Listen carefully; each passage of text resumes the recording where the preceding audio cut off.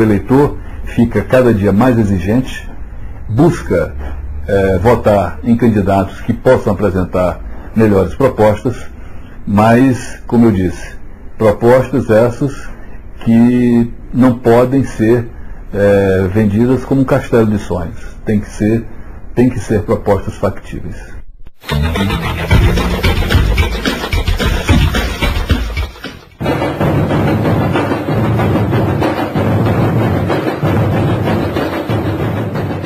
Mulher que não acaba mais. Elas são 62.164.232 eleitoras. Isso é mais do que a metade do eleitorado brasileiro.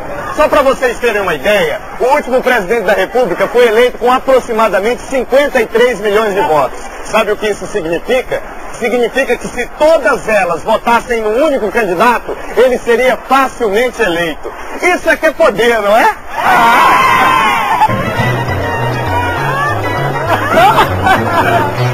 As mulheres têm força. Vem à frente para na força do governo, pode tirar uma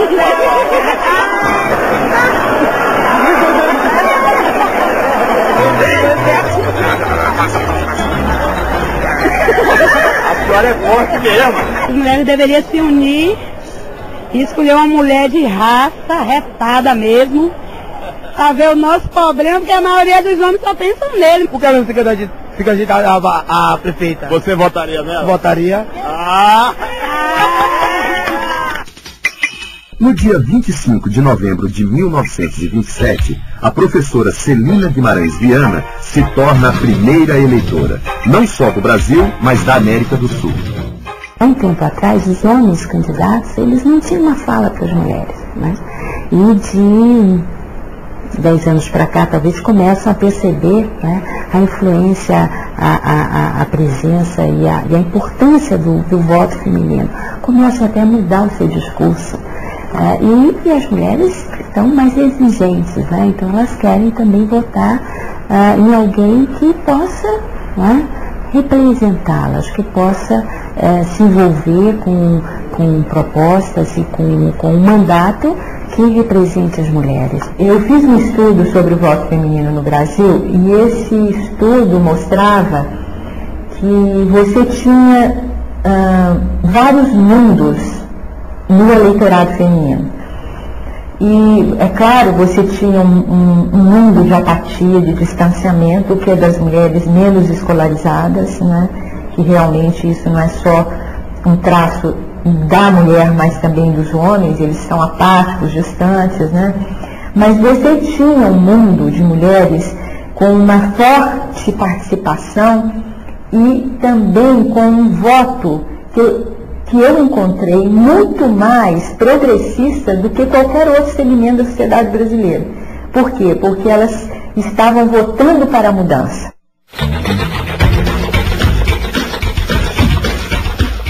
Dizem por aí que todos são iguais, mas tem uns que são mais iguais do que os outros. Infelizmente é verdade. No Brasil e em muitos países do mundo, os negros sofreram com a discriminação. Discriminação que tirava os direitos legítimos de muitos cidadãos. Um deles, o direito de votar. Com a prática democrática e uma diversificação das pautas políticas, o voto negro, ele tende primeiro a se ampliar, porque no nosso caso ele é um voto político, né? Segundo, ele tende a se diversificar, porque os interesses políticos da população negra, eles são unificados no que diz respeito à igualdade racial, à luta contra o racismo, mas eles se diversificam em função da região, em função dos interesses profissionais, sociais.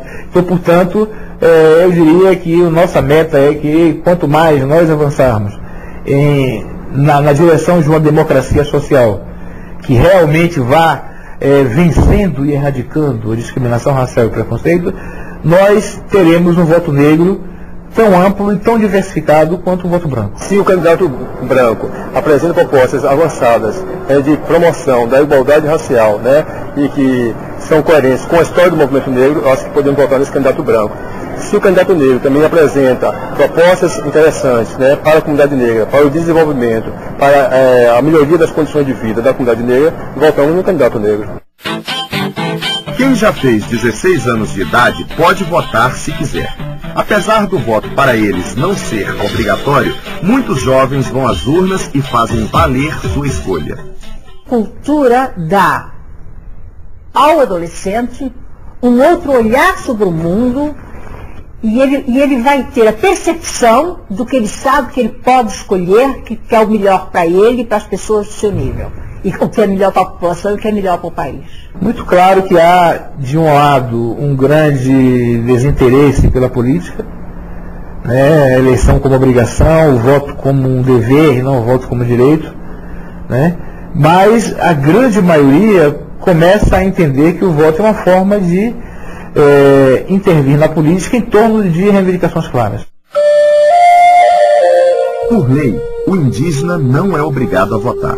Ele tem o direito constitucional de viver somente segundo as próprias tradições.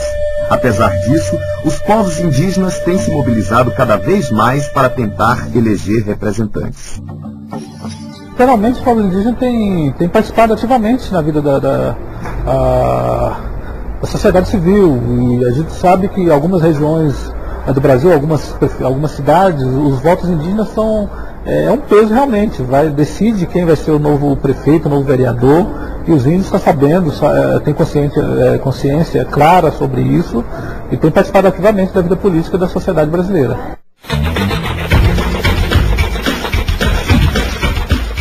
Antigamente, aliás, nem tão antigamente assim, o eleitorado de certas regiões do Brasil vivia desse jeito, como gado, encurralado.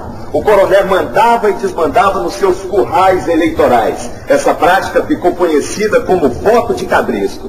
Mas peraí, será que até hoje ainda é assim? Quanto vale um voto? Rapaz, um voto pra mim é a honestidade da pessoa, porque certos políticos falam e não concluem o que faz. Você venderia o seu voto? Não. Tem que votar com a cabeça ciente naquilo que o vereador, o prefeito vai fazer de bom para a cidade, né? Meu voto é caro. As pessoas trocam voto hoje até por saco de instrumento. No momento que eu tenho meu político, jamais eu vou mudar, entendeu? Só se ele pisar na bola comigo, mas dizer que eu vender meu voto, não vendo. Já vendeu o voto? Graças a Deus, não. Faria isso de jeito? Não. O voto tem que ser algo consciente. Você tem que escolher aquele que você acha que representa melhor a sua comunidade. O povo vive num constante estado de necessidade. Então qualquer tijolo, qualquer arroz, feijão, já é suficiente para comprar um voto. Isso é uma realidade triste, mas verdadeira. Tem que tomar muito cuidado com quem compra voto. Tomar muito cuidado com quem se aproveita de uma condição menos favorável que a pessoa tem, enfim, de pobreza, e usa isso. Tem que tomar cuidado com isso. Isso é muito triste, porque é só uma balinha de ilusão, e que depois vai pagar um preço alto por esse voto. Se a pessoa, pelo menos, conseguiu fazer um ginásio, um colegial, ele já tem um outro olhar sobre o mundo. Ele já está preparado para olhar para o cara, ver se o cara é malandro, se o cara está enganando ele saca isso. E senão ele vai saber também como reagir e como chegar a dizer, esse cara safado me traiu, nunca mais voto nele. O povo tem que aprender, quando o cara vê que o cara vai lá para comprar o voto dele, tem que aprender a bater de volta. Se alguém der dinheiro para você, pega o dinheiro dele e não vota nele. Principalmente nesse que te dá dinheiro. Pega o dinheiro dele, mas não vota nele porque ele está comprando o teu voto e você vai ficar sem moral de cobrar dele. E outra, as pessoas que têm seus patrões aí, seus coronéis, meus amigos, eles não sabem quem você votou. O voto é secreto, vote em quem você quiser, vote de coração naquele que você acha que é interesse pelo seu município, pelo seu estado e pelo Brasil. No fim da década de 50, um recadastramento comprovou: havia 1.800.000 eleitores fantásticos.